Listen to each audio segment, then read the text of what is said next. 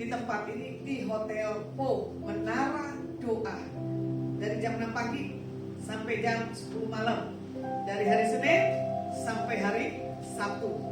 Firman yang saya bagikan buat hari ini adalah sesuatu yang lebih baik. setiap kita kalau mendengar tentang berita yang baik, pasti sukacitanya luar biasa, ya kan? Tapi kalau berita buruk, berita bencana, kita pasti panik, kita pasti ketakutan. Gak ada lagi yang namanya apa? Pemikiran kita yang normal. Contoh hal yang terkecil, kemarin saya ada di kota Jepara. Saya menikmati tentang pantai di kota Jepara.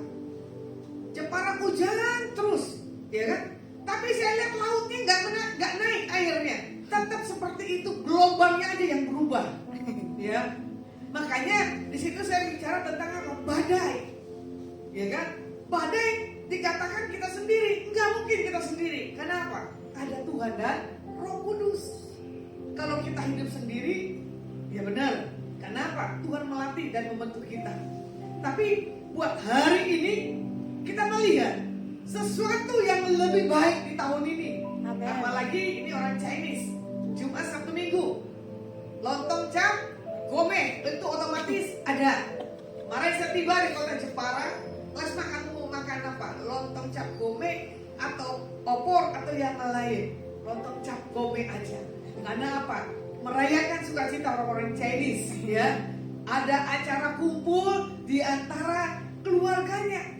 Berarti ada sesuatu yang lebih baik buat di tahun ini, ya. Karena kita menangkap, tidak ada yang membuat kita takut hari lepas hari dalam setiap kehidupan kita sebagai anak-anak. Kita percaya, ya, pasti kita punya target 2023 ini apa? Harapan di tahun baru ini apa? Ini udah memasuki di bulan kedua, Februari, ya. Kemarin kita merayakan Chinese New Year sama, ya.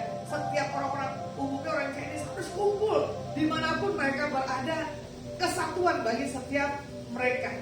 Nah, ada nggak yang setiap kita menginginkan di tahun ini hal yang buruk? Nggak, pasti nggak ada yang mau. Pasti apa? Minta kesehatan, minta pekerjaan, minta kita diberkati, minta kita diurapi oleh Tuhan. Nah, sebagai hal yang lebih penting, ya, kalau kita melihat hidup keluarga yang semakin berkenan kepada Tuhan, di Mazmur 37 ayat yang 23, seperti lagunya apa? Tuhan menetapkan langkah-langkah orang yang hidup berkenan kepadanya. Nah, ini dia sesuatu yang lebih baik. Berarti di sini apa? Tuhan sudah tentukan. Kamu mau pergi kemana? Langkahmu seperti apa? Kamu akan ketemu dengan siapa?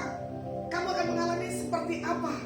Contoh tadi, saya makan gak sengaja, ya, ketemu laki-laki ganteng, rondong lagi, gitu.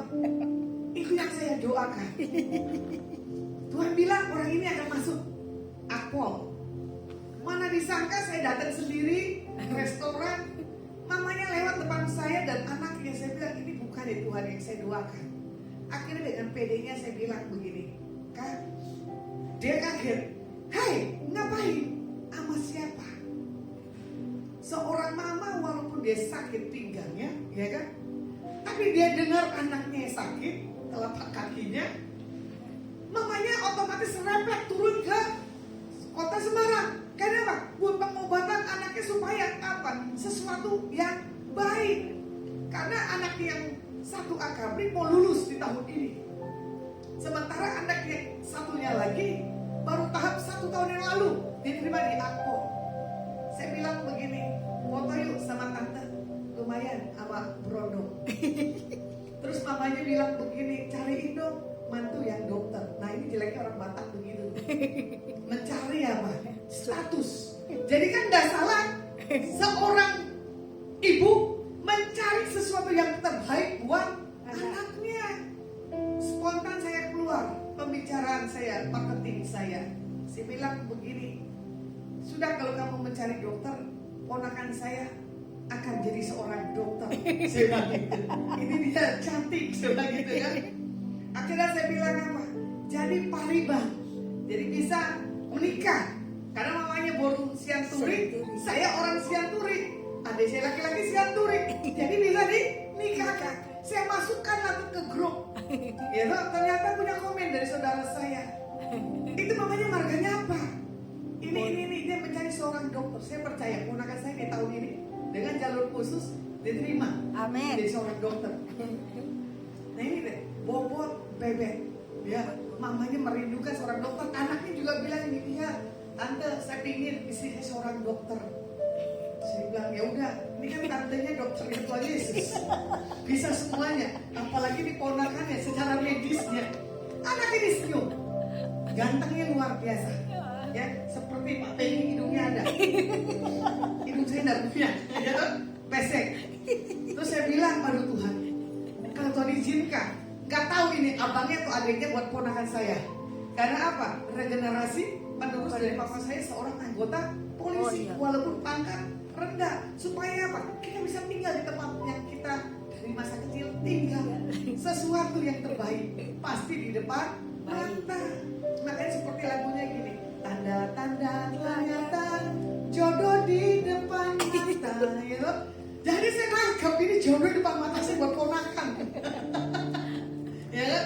Tapi papanya nggak lihat itu status di grup yang tadi saya lontarkan, papanya lagi sibuk kali. Kalau papanya udah sibuk, pasti dia menghubungi saya dengan anaknya, tolong dukung dalam doa.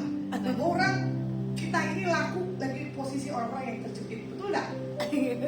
Kita jadi paranormal. Dari kemarin saya dijadikan paranormal di antara bos dan orang karyawan. Sebelum kesini pun saya jadi paranormal lagi. Sesuatu juga sama, orang pingin yang terbaik. Cuma masalah terbaiknya apa? Dia tidak punya kedekatan akan Tuhan. Nah ini dia ruginya. Orang tidak punya rasa haus akan Tuhannya.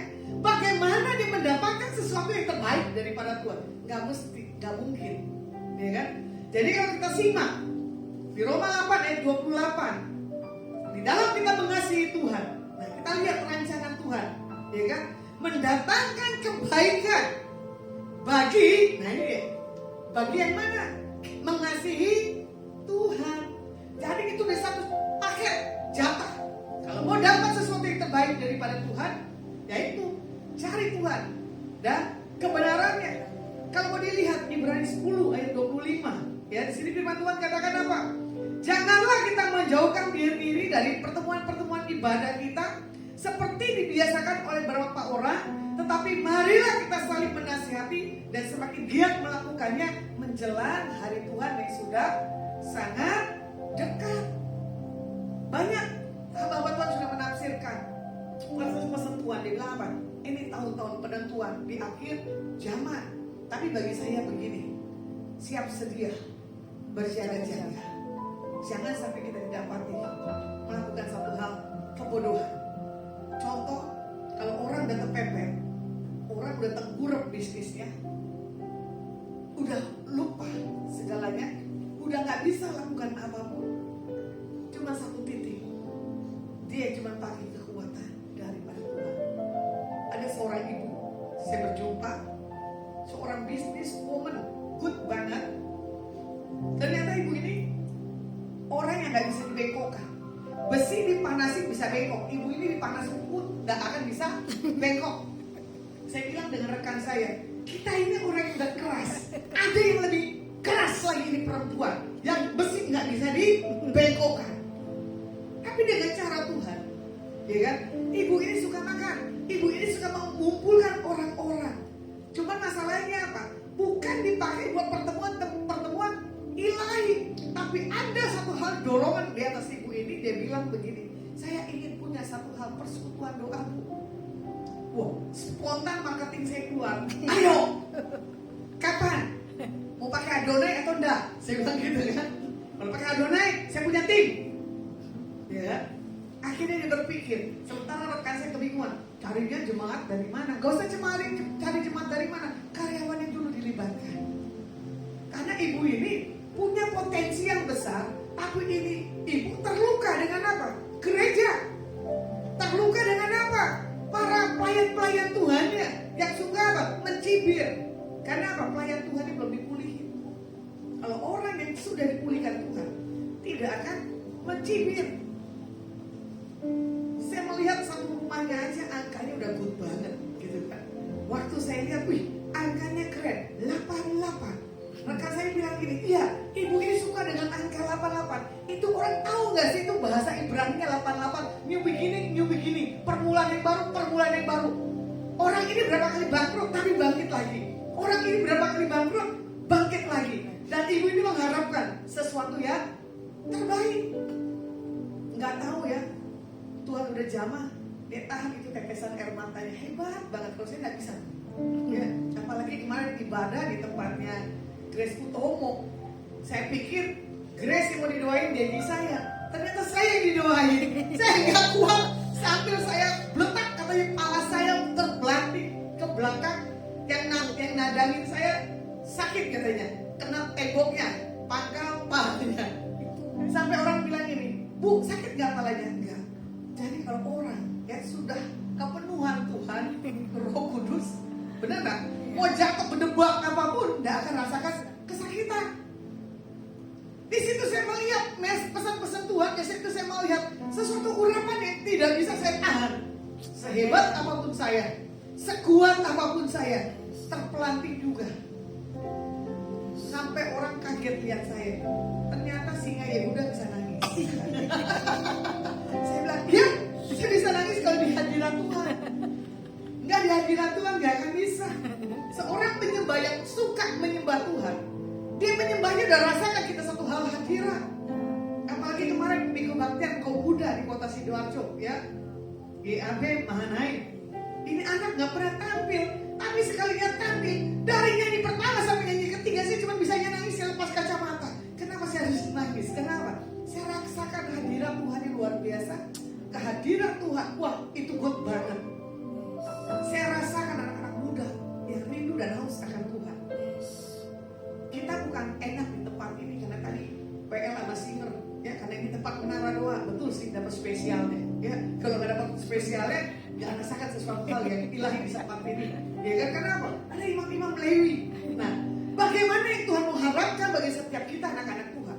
Jangan pernah tinggalkan persekutuan ilahi. Ya, makanya di sini juga dikatakan apa?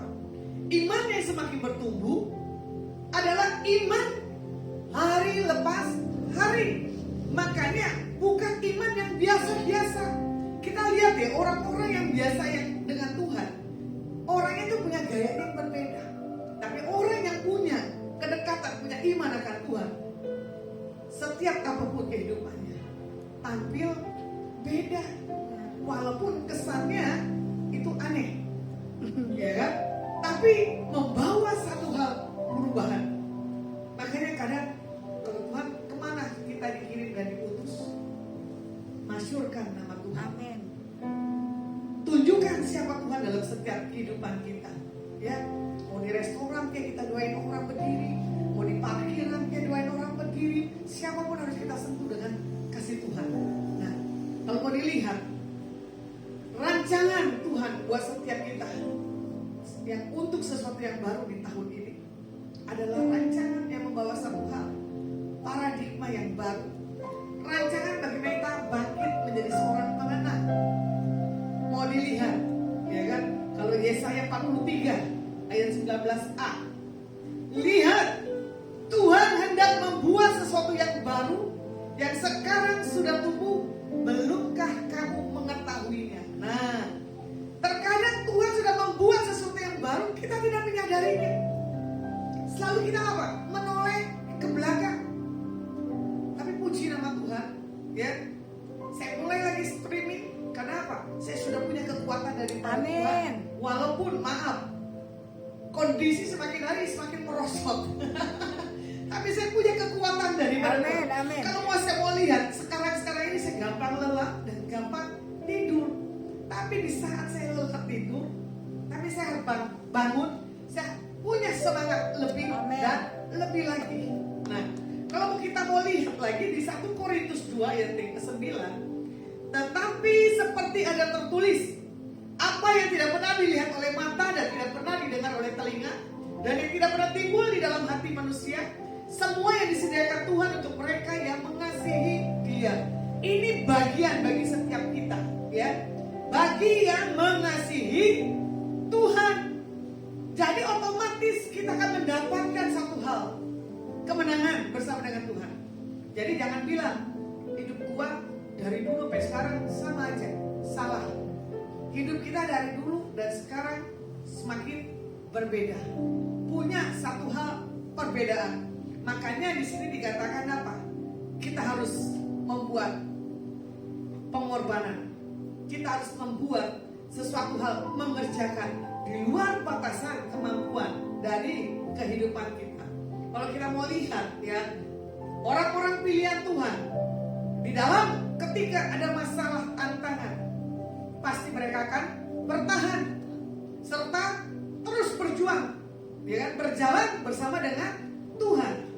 Contoh, orang waktu belum diproses hidupnya enak, tetapi setelah diproses hidupnya tidak semakin membawa satu hal semangat dalam hidupnya. Jadi kalau mau saya lihat sesuatu yang baru, orang terbelenggu karena akibat dosanya. Contoh, di penjara, ternyata sudah keluar, dia tidak bisa melepaskan lagi tentang manusia lamanya dengan manusia yang barunya, menempel lagi, masuk lagi ke tempat yang sama. 2 minggu yang lalu saya ada di Jawa Timur, saya pelayanan ke daerah Madura, ya lumayan 3 jam dari kota Surabaya. Itu saya berangkat, bangun jam 3 pagi, ambil makanan jam 4, sampai jam setengah 8 pas setengah 9. Tapi saya puji Tuhan pakai supir. Setelah supir ada, saya tenanglah jiwaku. Saya tertidur kayak berjaga-jaga dari supir. Saya dengan dress utama tidur minyak, apalagi dikasih bantal. Karena apa? Persiapan. Jadi kita lihat sesuatu yang baik tergantung respon kita. Walaupun mobil kita kejepit, sempit, tapi kalau kita menikmati sesuatu dengan indah, luar biasa. Ya, masuk ke lembaga pemasyarakatan, saya terkagum dengan hiasan 4 dimensi seorang yang ditawan hidupnya. Saya tanya siapa yang gambar, sampai saya sentuh itu gambar, ternyata apa? Gabus. Fotonya ada, hidup banget. Saya bilang mana orangnya? Sudah bebas. Ya udah bebas, jangan suruh masuk lagi. Saya bilang begitu ya. Sampai saya buat situ pelayanan, ternyata perempuan yang ikut saya orang X lagi. Udah gitu orang pelayanan di tempat lembaga pemasyarakatan. Bayangin, orang lembaga pemasyarakatan nggak kenal siapa Tuhan Yesusnya, tiba-tiba tersentuh mendengar secara pribadi Tuhan menghampiri hidupnya. Kesaksiannya bagus, menggebu-gebu. Saya cuma lihatin doang, terkagum-kagum atas orang X. 2 orang ini punya kesaksian. Saya bilang begini, Tuhan, gue bongkar ini orang. Nangis gak nih orang gitu ya. Akhirnya apa? Tampillah setiap khotbah, bercanda dulu, baru galak, baru buat orang menangis, bercanda lagi galak, buat orang lagi menangis. Saya tantang, siapa mau didoakan? Dia maju. Akhirnya apa? Dalam hitungan menit mengalir air matanya. Bukannya apa? Mengalir kuasa dari tempat maha tinggi. Nah, deras dengan air daripada urapan Tuhan. Saya pikir saya selesai pelayanan di LP. LP sana ada 2 di Madura. Yang kapasitas besar dan kapasitas kecil. Cuma di kapasitas kecil, maksud saya ketemu dengan 1 orang. Ternyata apa? Ketemu 15 orang. Ternyata tempat yang lebih wanginya luar biasa. Ada orang yang kena AIDS. Iya dong. Saya nggak bilang rekan saya karena orang anti penyakit, dia takut kan. Tapi setelah pulang saya bilang begini, itu orang tadi kena AIDS. Tiba-tiba dia ambil tisu basah, dia elap baju kita berdua. Saya bilang inilah orang yang nggak punya kemenangan dalam Tuhan. Ya kan? Kalau orang mau kena ya kena aja, gitu kan? Kita datangin orang ini, kita layani, tapi saya udah pakai masker, ya kan? Tapi orang ini ngeyel, udahlah biarin aja.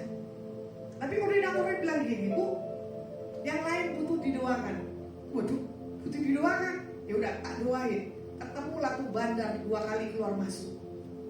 Tinggi gua udah gede, kayak John Arnold ya, kalau gitu ya.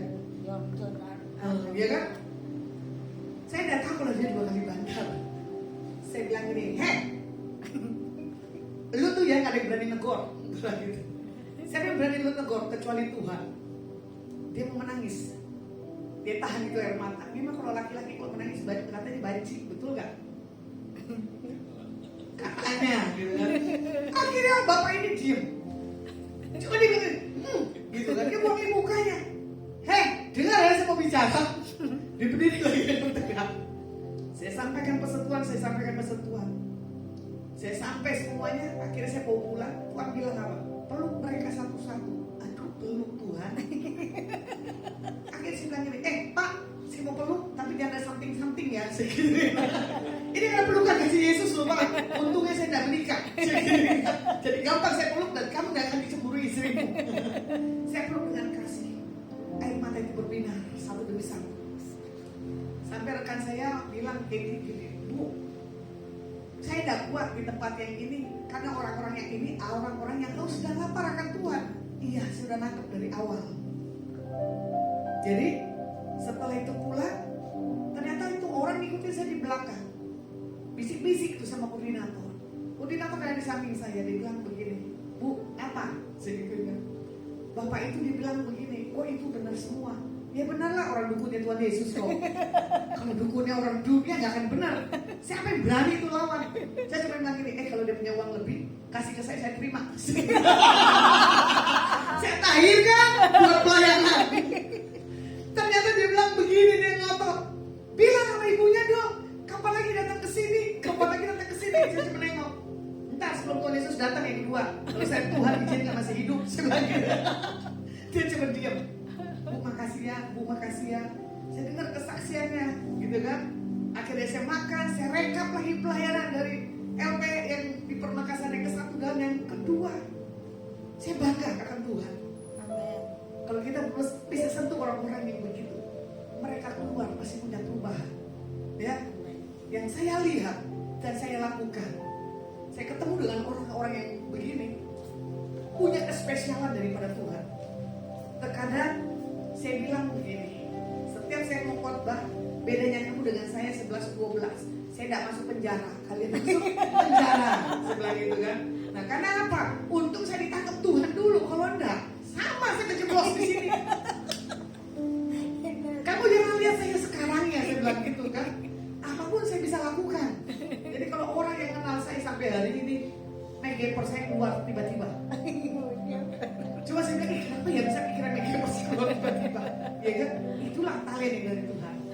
Nah, coba bayangkan, kalau kita punya sesuatu yang lebih baik yang dari Tuhan, kita sentuh orang ini dengan kasih Tuhan, orang ini akan apa? Mencari Tuhan dengan sungguh-sungguh. Bahkan saya bilang, saya mau minta satu tempat lagi yang wanita yang ada di Kota Malang. Bisa nggak buka pintu di sana? Dia bilang bisa Bu, tapi 2 orang. Ngapain 2 orang? Saya mau 10 orang masuk ke sana. Gak bisa Bu, yang 10 aja. Tapi kalau bisa Bu, nanti 550 orang Ibu harus kasih makanan. Gak apa-apa? Gitu kan? Saya kasih 550 orang, gak apa-apa. Yang penting saya bisa masuk 10 orang. Saya akan sentuh orang-orang sini dengan kasih Tuhan.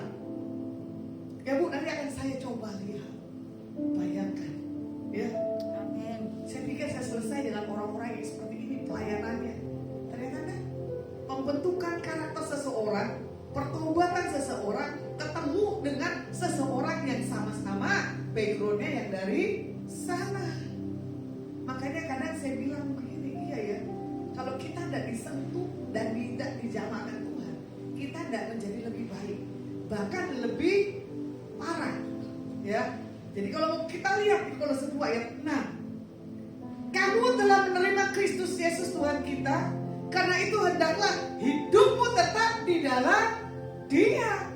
Kalau kita sudah menerima Tuhan Yesus, ya kan, kita tidak akan memakai manusia lama kita. Karena apa? Tuhan sudah memperbarui setiap kehidupan kita. Di Kolose 2 ayat yang ke-7, hendaklah kamu berakar di dalam Dia dan dibangun di atas Dia.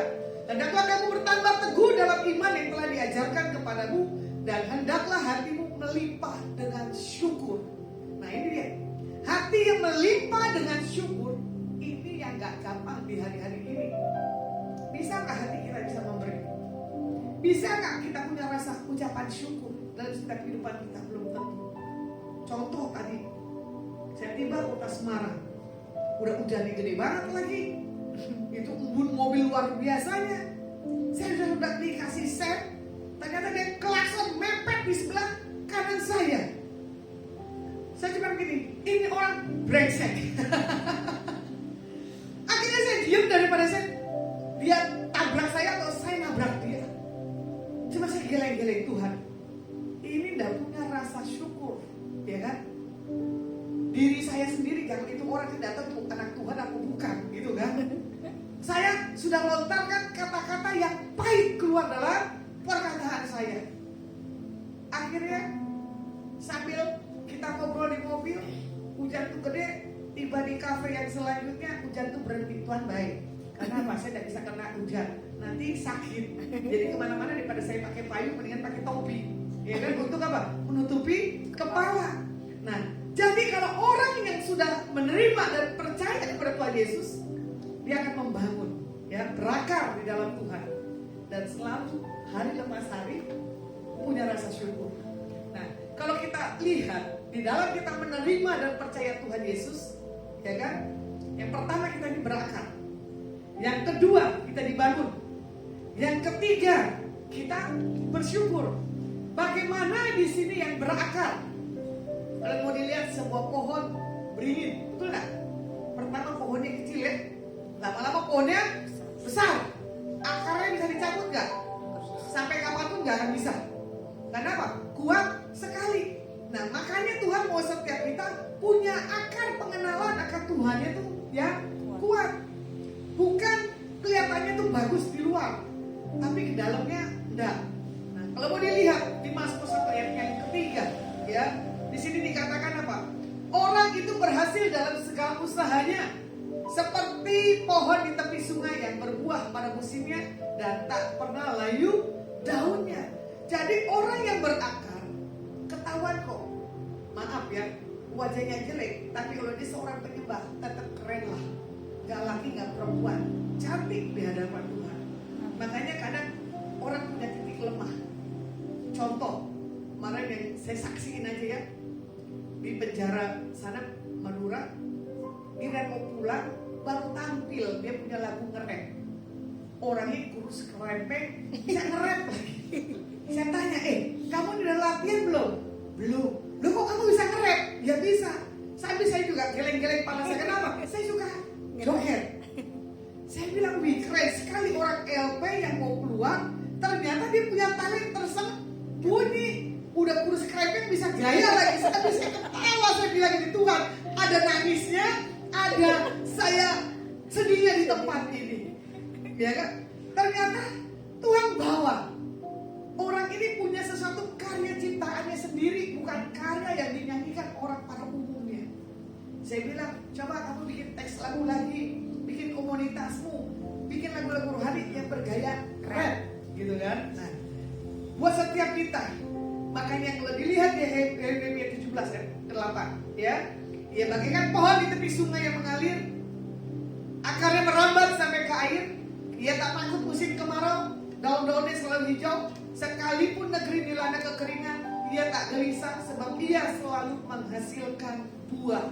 Jadi orang-orang yang di dalam Tuhan, kalau hidupnya tidak menghasilkan buah, kalau hidupnya tidak punya perubahan, kalau hidupnya nggak berdampak, nah ini dia perlu pertanyaan.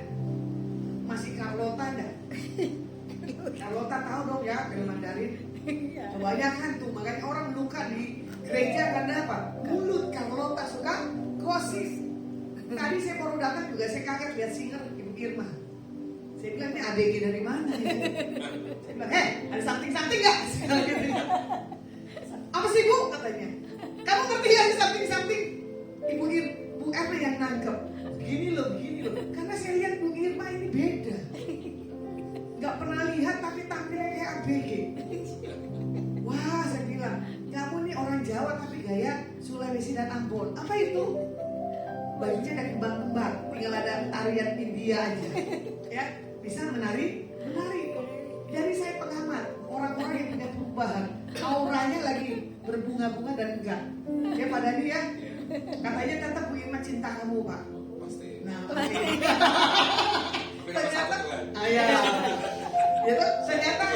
kisah SMA ya? Iya. Nah itu dari kisah SMA sampai hari ini. Proses goyang krisis hidupnya buat Ibu Irma dan Pak Dani semakin cinta. Bukan Amin. lagunya apa? Ku tetap cinta. Ya toh? Bukan lagunya ku tetap cinta, tapi benar-benar kalian cinta Tuhan dan cinta suami istri dan anak. Jadi kita lihat ya, orang yang sesuatu yang punya yang lebih baik dia akan berakar di dalam Tuhan. Nah, di sini juga dikatakan ya, Kejadian 22 ayat yang ke-7.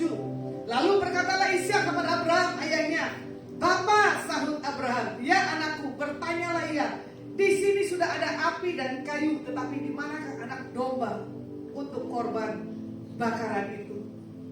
Kita lihat ya kegelapannya. Tuhan yang menyediakan anak domba untuk korban bakaran baginya.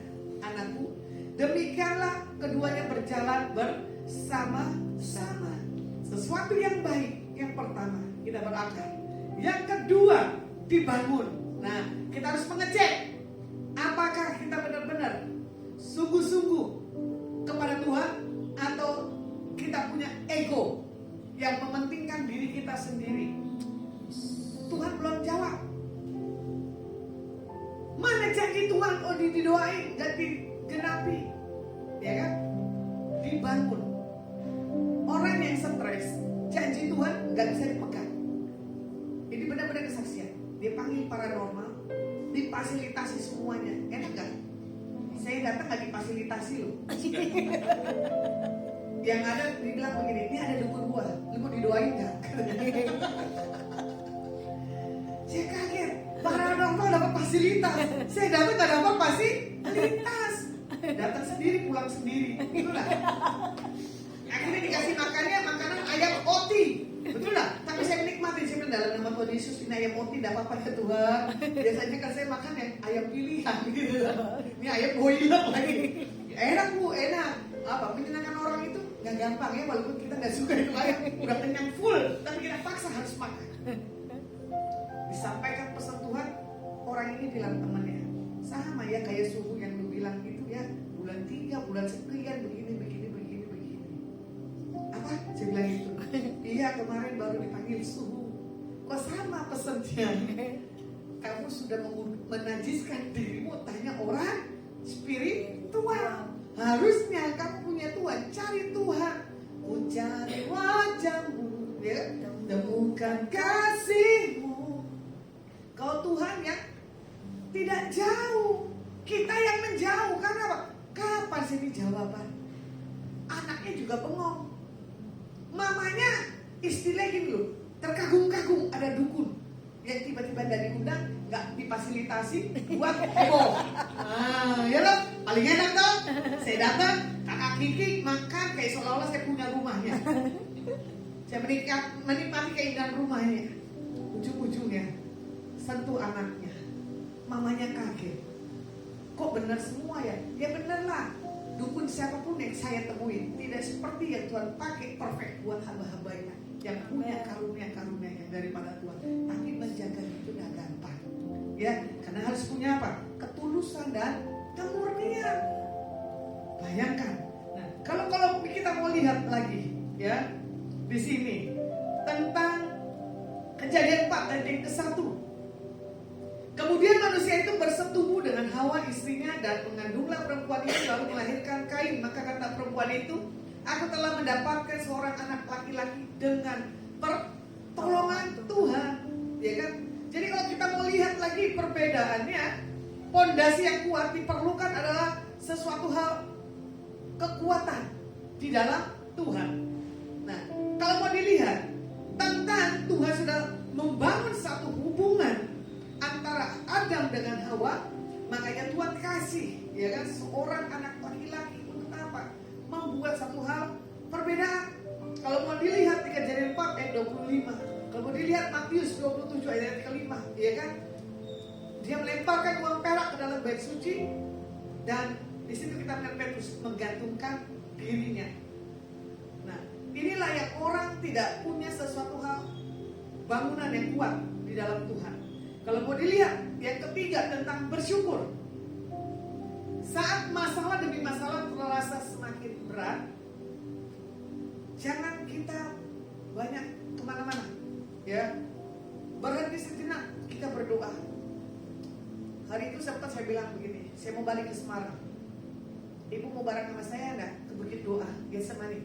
Doa aja 5 menit atau 10 menit, walaupun kamu tidak suka. Kamu teriak di doa itu, apapun permintaan pasti Tuhan dengar dan Tuhan jawab. Supaya terjadi hal terobosan. Dia bilang apa? Iya sih, punya keinginan, tapi susah bergerak. Kalau ke Thailand bisa, ke Singapura bisa. Ya, orang dari kota Jawa Tengah loh. Bayangin loh, ke Bukit Doa Getsemani aja malesnya luar biasa. Saya kalau lewatin Bukit Doa Getsemani, saya mampir kok, doa sebentar. Ya, kenapa? Kita masuk di masa berhenti mencari hadirat Tuhan. Bahkan saya udah bilang begini, oke, you udah mau ke Bukit Doa, you mau ke mall Paragon nggak? Iya, sering. You tahu nggak ada hotel kok? Iya. Lu tahu nggak sih ada menara 2? Enggak. Masuk sono mau jam 6 apa jam 10? Sebenarnya. Itu ada tim-tim doa. Saya kadang nongkrong di situ. Untuk apa? Membangun satu hubungan. Berhenti dalam segala apapun aktivitas. Ya. Nah, di sini juga dikatakan apa? Kita harus bisa mengecap, melihat kebaikan Tuhan yang gak habis-habisnya dalam setiap kehidupan kita pribadi. Nah, di sini kita melihat bagaimana Ayub kedua ayat yang ke-10. Ayub katakan, engkau berbicara seperti perempuan gila. Apakah kita mau menerima yang baik dari Tuhan, tetapi tidak mau menerima yang buruk? Dalam kesemuanya itu, Ayub tidak berbuat dosa dengan bibirnya. Temannya, istrinya membisikkan berita-berita yang buruk. Contoh hal yang terkecil. Kemarin notaris Jepara lihat tangan saya dan dia dengar kesaksian saya diangkat kandungan. Dia lihat tangan saya kemarin karena Jepara hujan terus 3 hari. Dia tahu rumahnya berhasil, tangan saya kerang. Dia marah lagi. Kan aku udah bilang kemarin, kamu tak jemput dari kota Surabaya, operasi di kota Solo, dokternya the best, gini.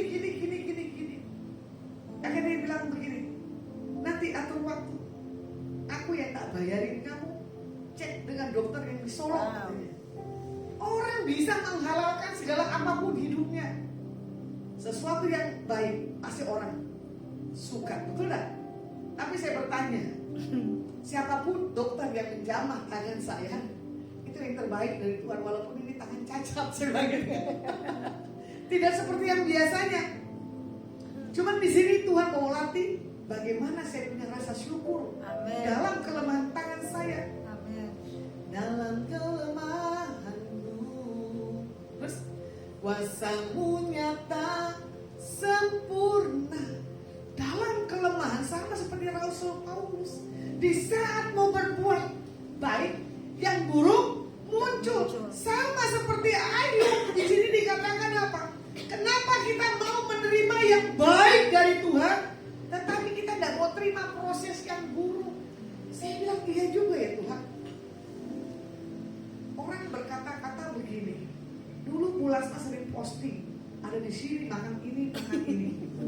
Oh sekarang nggak ada Bu, nggak udah KO. Semuanya serba off. Bukannya on. Gitu. Jadi makanan saya sekarang saya tak pilih.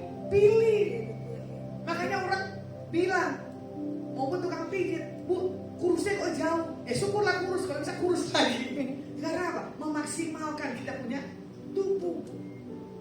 Coba saya bilang gini, untung saya dididik punya kelemahan dalam hidup. Untung lab membuktikan bintang kita tuh ada. Kalau nggak ada bintang kita nggak bisa ngerem, betul nggak? Ternyata tadi saya diskusi juga sama tamu-tamu yang makan. Maaf ya, saya nggak makan yang berlemak-lemak, saya nggak makan yang manis-manis. Udah air putih aja. Kemana-mana air putih itu yang terbaik. Jadi saya nggak akan menerima yang buruk dalam tubuh saya di tahun yang lalu. Setahun 2 kali. Nah tahun ini cuma sekali. Amit-amit jangan ada lagi.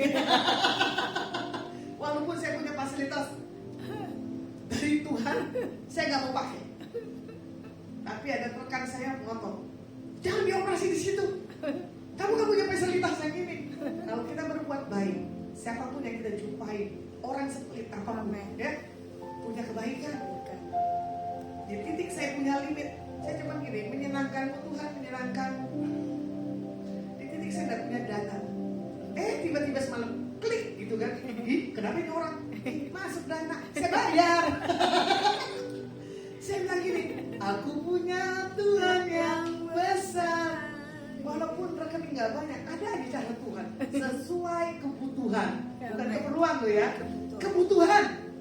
Keperluan kita banyak tuh, yang nggak bisa batasin. Butuh Hermes nggak Bu Irma?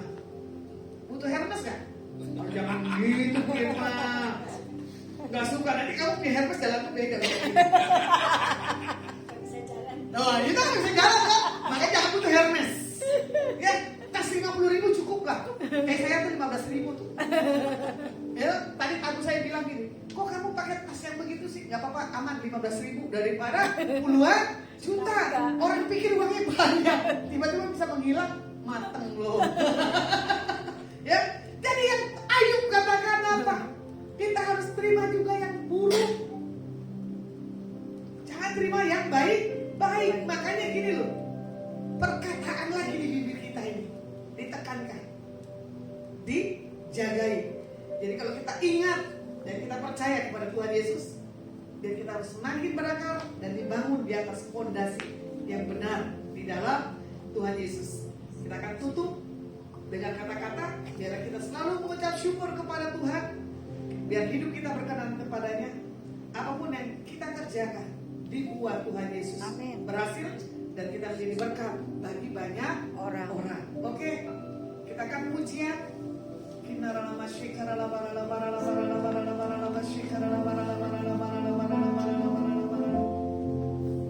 Bisa tetap cinta. Tetap cinta. Bisa Firman. Pernah dengar nggak?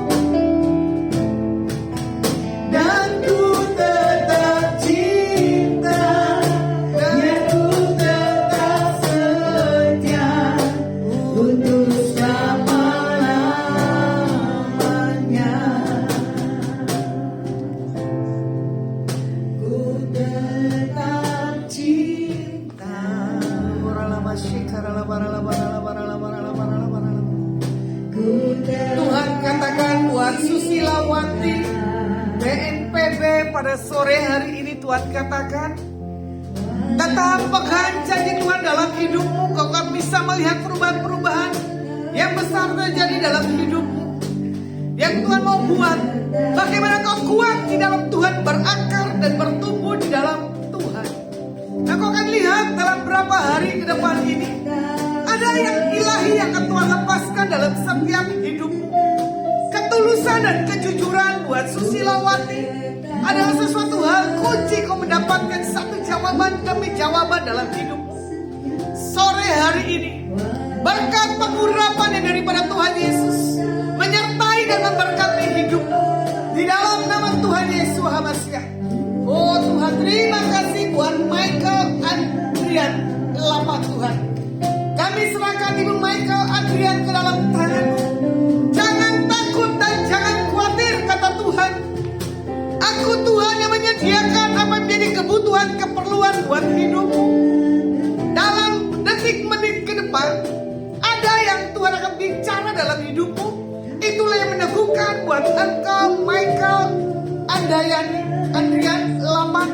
Dalam berkat anugerah daripada Tuhan, engkau terima dengan iman di dalam nama Yesus Hamasyah. Buat Kabor Sari sore hari ini, aku tahu apa yang menjadi prioritas dalam hidupmu. Kabor, mata hatimu hanya kepada Tuhan, dan Tuhan akan menggerakkan orang-orang di sekelilingmu, dan orang akan melihat potensi yang Tuhan taruh dalam hidupmu itu akan berfungsi secara maksimal dalam setiap hidup. Engkau diberkati dan diurapi oleh Tuhan pada sore hari ini. In the name of Jesus. In the name of Jesus. Ika Natalia Kristianti, aku percaya engkau sebagai putri yang kupilih dan kutentukan buat keluargamu. Apapun kepedihan, apapun tangisanmu, Tuhan katakan pada hari ini, aku Tuhan yang memblessing dan menjagai kehidupanmu. Tidak ada lagi noda-noda, tidak ada lagi sesuatu yang membuat engkau takut dan khawatir. Engkau terima satu jamahan dari Tuhan buat malam hari ini. Ika Natalia, in the name of Jesus, in the name of Jesus.